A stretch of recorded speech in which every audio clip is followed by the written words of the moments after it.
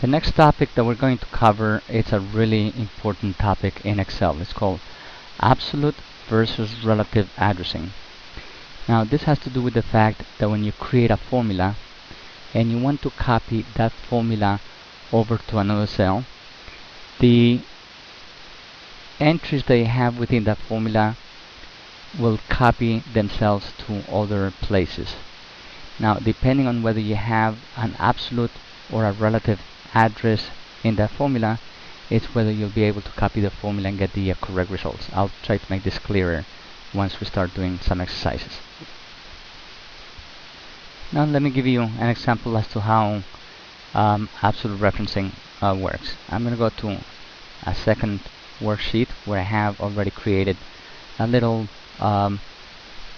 like invoice, okay, where you have some items that you're buying, the price per unit for each one of those items, and the quantity. We're going to figure out the total, how much money it's spent, and then we're going to figure out the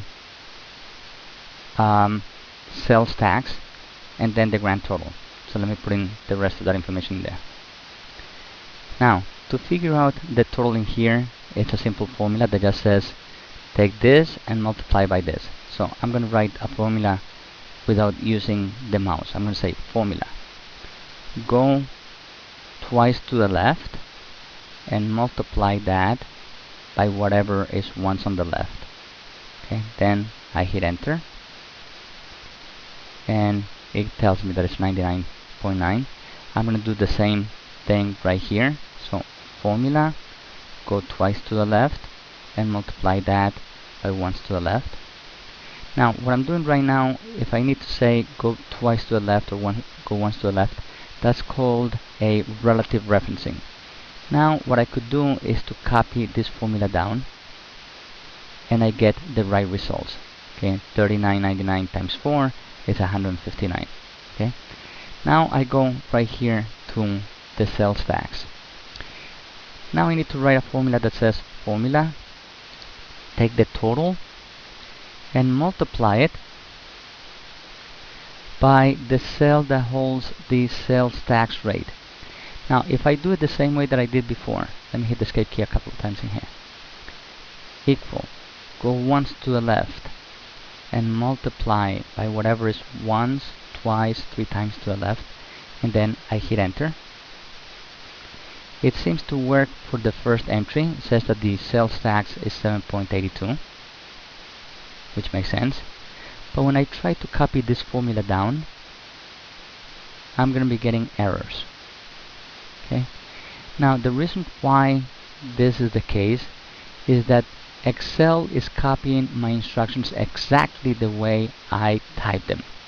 Now my instructions in here were the following. Let me delete this. I'm going to go back to the cell, and my instructions were formula, go once to the left and multiply that by whatever is once, twice, 3 times on top. Okay, I hit enter. When I copy the instructions in here, notice what happens. Formula, go once to the left and multiply by whatever is once, twice, 3 times on top. That's not the same cell as before. It's not the 7.825%. So of course it's going to generate an error. It says this times nothing is nothing. Okay, and when I multiply this by text, I get something, another error in here.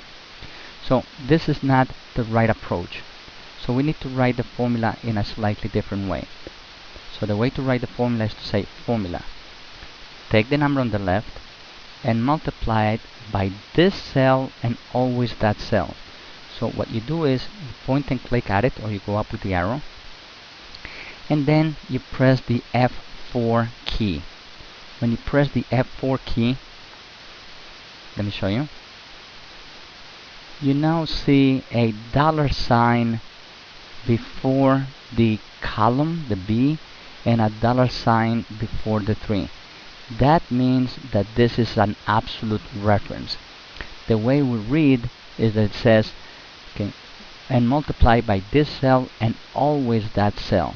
Now if I do a check mark in here for this, and then I copy this down, Now I get the right result. And if I look at the last entry in here, it says take the number on the left, D9, and multiply it by this number and always this number, E3. So that's the use of absolute reference. Now to get the grand total in here, I would say formula.